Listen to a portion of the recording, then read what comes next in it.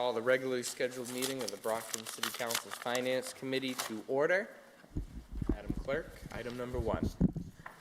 Good evening. Item on reappointment of Daniel Campbell, 16 Belchard Avenue, Brockton, Mass. 02301, as a constable in the City of Brockton for a term of 3 years. Invited, Daniel Campbell. Good evening, Mr. Campbell.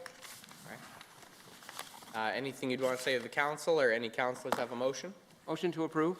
Second. Motion's been properly made and seconded to approve. All in favor of approval? The motion is passed. Thank you, Mr. Campbell. Thanks for coming in. Yep. Thank you. Item number 2, ordered that the City Council authorizes the acceptance and expenditure of the total grant funds in the amount of $500,000 from the Executive Office of Health and Human Services FY23 Safe and Successful Youth Initiative Grant to the Brockton Police Department FY23 Safe and Successful Youth Initiative Grant Fund.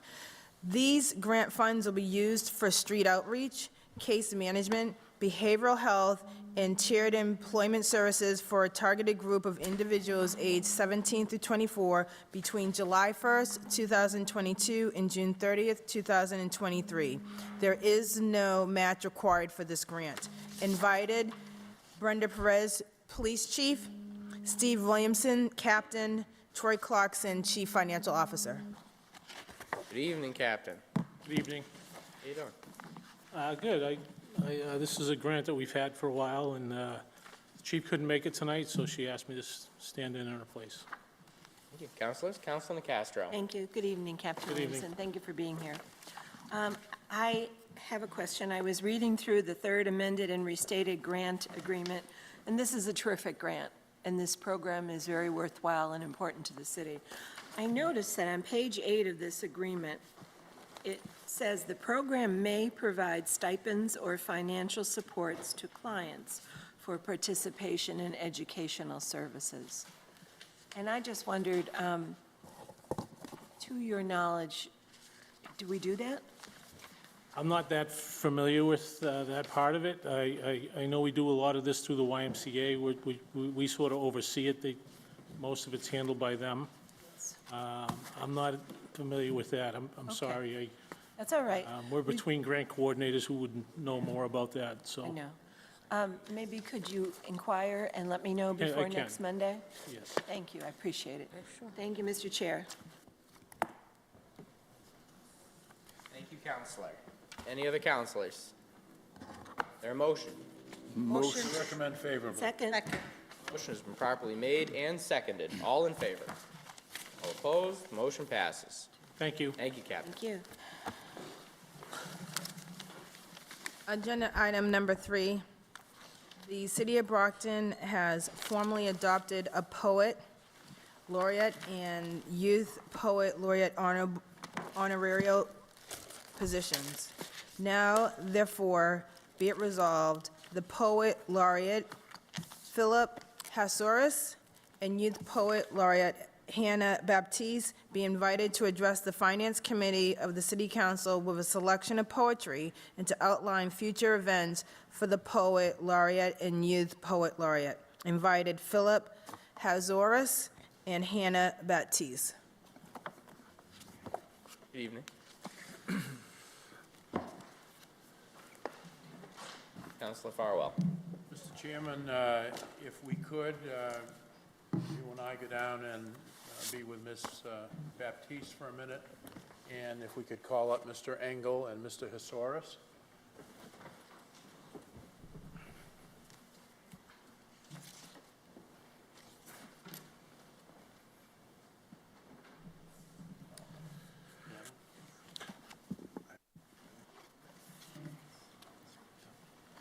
So, councilors, you might wonder what's the big deal having a poet laureate and a youth poet laureate. And I would say to you that in a day and age when unfortunately civilization is being reduced to text messaging and instant messaging and email, we sometimes lose the art of communicating. And the wonderful thing about poetry is that you can visit faraway places, you can fantasize, you can poke your mind and find out what's really ruminating in there. You can express emotions. And so to have a poet laureate and a youth poet laureate, I think is so important for the city of Brockton. Now, how did we get to where we are tonight? There was tremendous competition for the selection of the youth poet laureate. And as a matter of fact, there is a professor here, if there's no objection, I'd like him to come up for a minute, who sat in on looking over the different selections that were submitted. And I'm going to quote you saying that was one of the hardest assignments that you had in your academic career. And so here we are, and I have a citation on behalf of all of us to Hannah Baptiste in recognition of her selection as Brockton Youth Poet Laureate 2022. And be it known that the City Council extends best wishes for continued success, and that this citation be signed by the President of the Council and attested to by the Clerk of the Council. And President Lally and I were pleased to sign, as well as Clerk Cruz, and we wish you the very best, and we thank you for all that you've done, not only for the city, but for poetry. It is an art form that is so important, as you well know. And with that, if anyone else has anything to say, I would defer it. Back up there, yeah.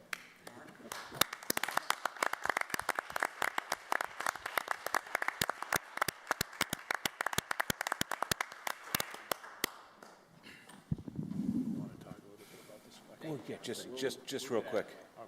Well, thank you very much, and just to take up just a brief moment of your time, that I just want to say that it was, for the selection committee, it was a very difficult choice that we had to come to, because we had two immensely talented young poets who put in for this position, and their poetry was vital, it was energetic, and it really had a lot to say about the city.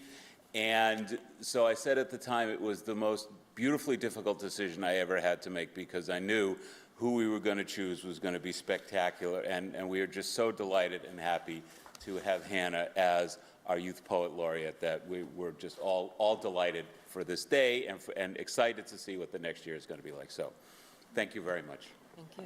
Thank you. Now, Ms. Baptiste, I believe you and Mr. Historius are going to give us a poem, and then you're both going to tell us about some of the upcoming events and duties of the Poet Laureates. Yes. The floor is yours. I am going to be presenting my poem that I wrote about Brockton. It is titled Brockton's Parable of Merged Continents. I am from Brockton, born and raised. My home is islands merged together by the ripples in nature that have brought us here, where these infinite pieces of land join together to create one unified city. When the heat in summer rises like balloons in my bones and churns like butter, smoothing my bruises from falling on the concrete as I ride my bike down DW Field Park, the water transforms into a melting pot of diversity, cultures, peoples, languages, experiences, brilliance. I see all types of birds gliding through the air with ease. The ghost of their wings' presence looms in the air as they commence their journey to warmer horizons.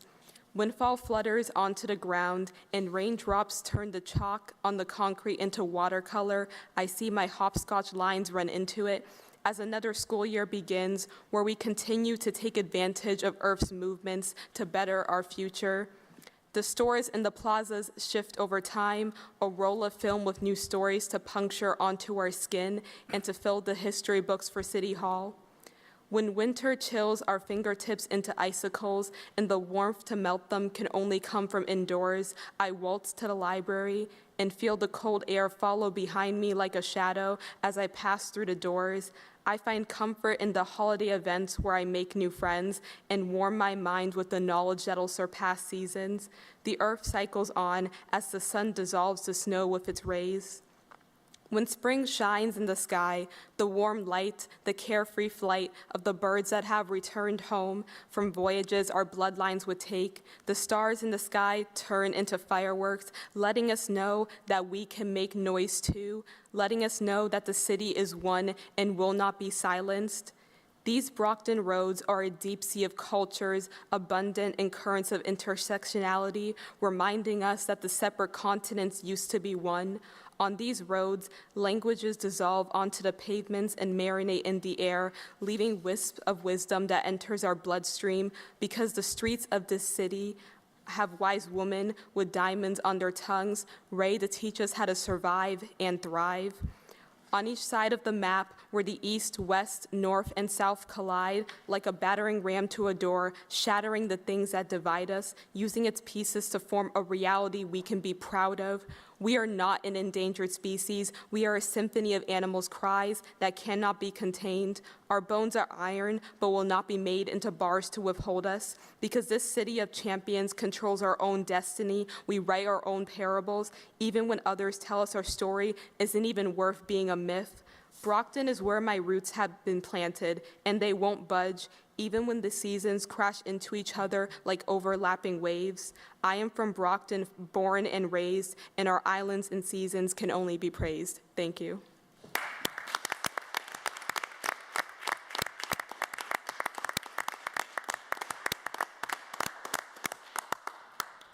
Thank you.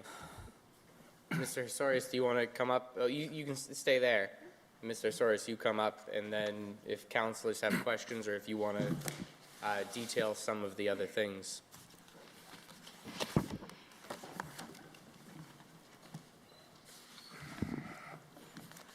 This is the difference between the generations. I have mine on paper.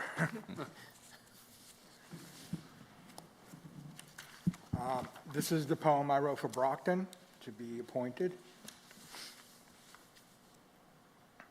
I am a Brockton boy, proud of my city streets, born to parents from a foreign land, drawn here to find prosperity and finding so much more. I am a Brockton boy raised in the bosom of the city, Walnut Street, Ash Street, Kensington Place, Park Road, infant, child, youth, teen, young man, now adult. I am a Brockton boy educated by the streets, playgrounds, and schools, aware my city took in all ethnicities, nations uniting, sharing customs, the dignity of heritage. I know how to swear in 10 languages. I know the taste of diverse cuisines. I've had my heart and spirit crushed, then raised up to feel the blessing of forgiveness. I felt the city experience adversity, and with a 1-2 punch and uppercut, come off the ropes and beat back misfortune. Champion rising time and time, again and again. This city will not be counted out. I'm a Brockton boy, married, uniting 2 cultures, raising 2 daughters, fulfilling a promise to our ancestors to pass along my respect for a city that shaped my values, how to be human, how to feel, how to pay it forward. My daughters now are teachers, caring and sculpting our children's future. I'm a Brockton boy, blessed and raised in a city built on hard work, a city of honor, a city like no other. Welcoming open hearts with firm hands. The brick and mortar of this city, lined along the streets by calloused hands that laid a foundation of stories passed down from generation to generation. A city tough as leather, reshaped with the toil of sweat, tears, and determination. The soul of a people uncompromised. A city that puts one foot forward of the other. This city, resilient, has given me the life experiences to shout out loud, I am a proud Brockton man. Your boy has grown up.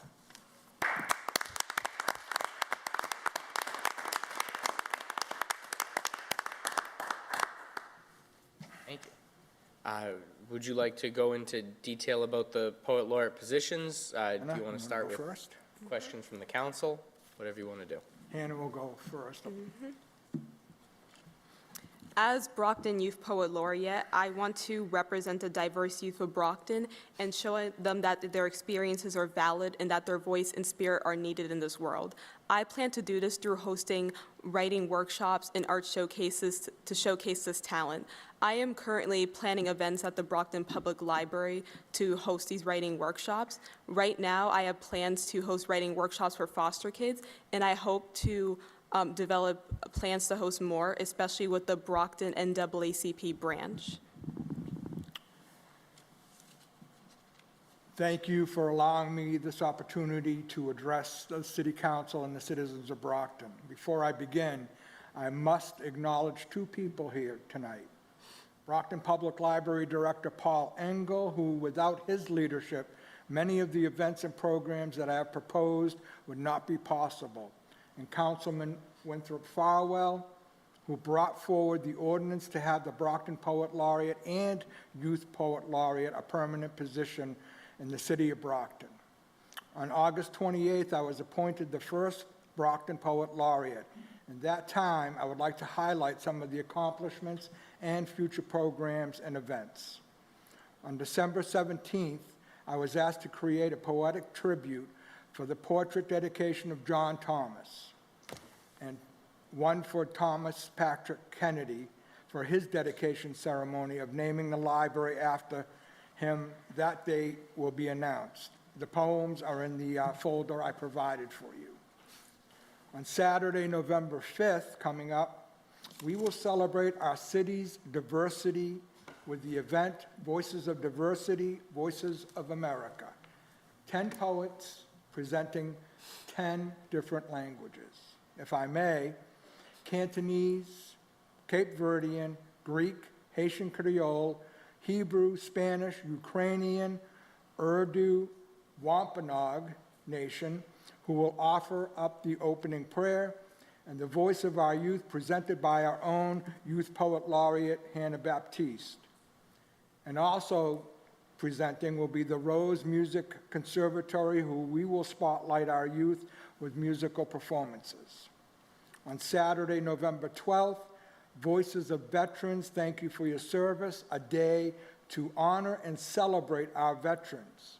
Voices of Veterans, we are inviting veterans who have written poetry, short stories, or visual art to share their experiences and be able to tell their stories.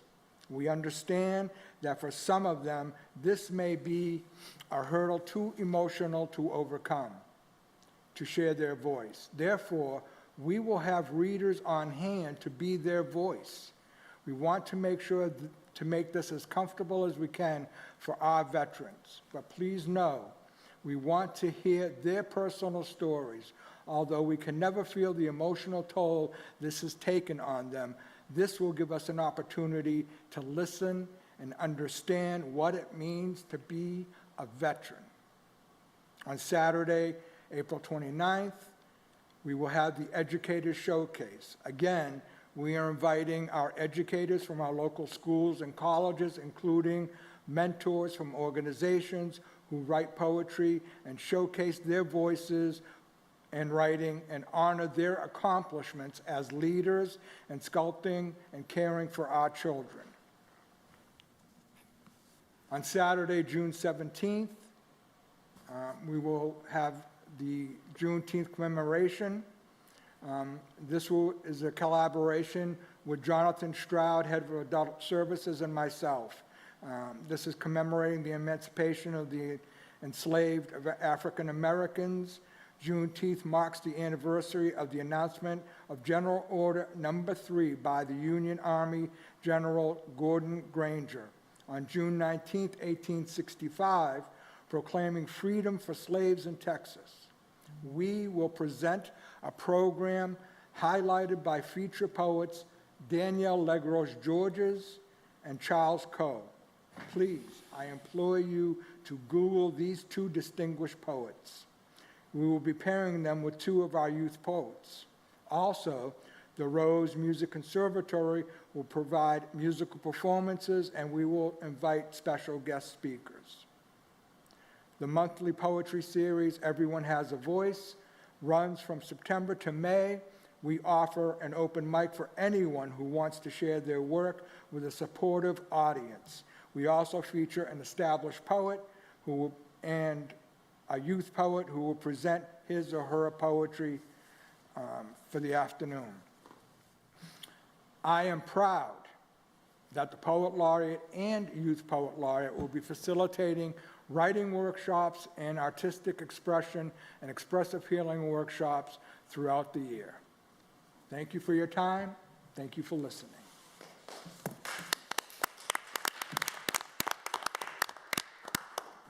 Thank you. Councilors, questions, motions? Councilor Farwell. Just before we have a motion to recommend favorably, this is a little unusual. We don't usually have poetry of this type and caliber in here, but I think if you listen to what Hannah had to say, I think the future of the city and the country is pretty bright. And it's a talent. Poetry is a talent. It's not just scribbling words down on paper. It can be rhythmic, it can be inspiring, it can be sad, it can lift you up, and then it can crash you down. And I think that's the beauty of poets. And so I think she's pretty outstanding, and I really thank her and Philip for coming in, as well as Mr. Engel. I think we're going to have a lot of great events coming up in the city, and we're the city of champions for many reasons. We could be the city of champions for poetry. Thank you, Mr. Chairman. Thank you, Councilor, and I do appreciate you both spotlighting Director Engel. I have to say the director is the best library director I've ever worked with. So, a lot of credit to what he's done. Councilors, any other points, any other motions? Motion to recommend favorably. Second. Motion has been properly made and seconded to recommend this favorably back to the full city council. All those in favor? All those opposed? The motion passes. Thank you. Thank you. Thank you again. Agenda item number 4, resolve to have Cynthia Pendergast of Neighborhood Works Housing Solution or her designee appear before the Standing Committee on Finance of the Brockton City Council. Ms. Pendergast will give a brief overview of the services currently offered to the residents of Brockton by Neighbor Works Housing Solution, and introduce a new down payment assistance opportunity specifically for first-time home buyers who are residents of Brockton. Invited, Cynthia Pendergast. Councilor Azak. Mr. Chairman, Ms. Pendergrass contacted me, and she wasn't able to be here this evening, so I would like to motion to postpone this until the next finance meeting. Second. Motion has been properly made and seconded. All in favor? All opposed? The motion passes. Councilors, we've reached the end of our regularly scheduled agenda. Are there any moments of personal privilege? Councilor Azak. Thank you, Mr. Chairman. I would just like to announce that we will be having an ordinance meeting this Thursday, October 6th at 6:30 p.m. here in council chambers. All are welcome, and it will be televised by BCA as well, but all are welcome. The agenda should be posted online already. Thank you. Thank you, Councilor. Councilor Nicastro. Thank you. I wanted to announce that the Standing Committee on Public Safety will meet this Thursday evening at 6 o'clock here in council chambers. Thank you. And the second thing is, yesterday there was a first in the city. It was the first Hispanic Heritage Parade and celebration, right in the middle of Hispanic Heritage Month. And it was glorious. It was just glorious. There were people here from many different Hispanic, Latino countries who now reside in Brockton, and they wore colorful, traditional garb, and there was food, and there was music and dancing. And if you didn't get here, try to come next year, because it was really something to witness, very enjoyable. And I want to congratulate all of our Latino residents who participated yesterday, and most especially Inez Figueroa, who heads the Latino Women's Association in Brockton. Thank you. Thank you, Councilor. No other moments of personal privilege. We are adjourned.